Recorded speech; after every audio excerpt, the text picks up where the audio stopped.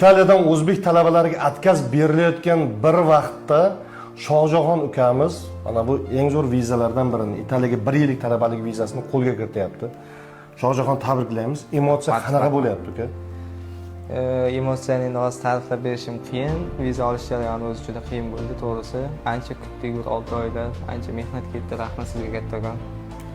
Juda ham ko'pchilikka atkaz beryapti. Shunday, juda ko'pchilik, juda ko'p tanishlarimiz atkaz olishdi. Endi menga chiqqani qandaydir baxtmi, bilmadim endi. Nasib.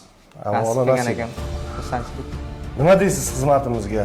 Qanaqa tavsiya berasizmi? Xizmatni albatta endi tavsiya beraman.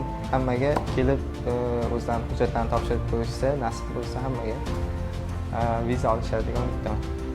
Xudo xolasa bu videoni Italiyaga bormoqchi bo'lgan do'stlarga yuborib qo'ying.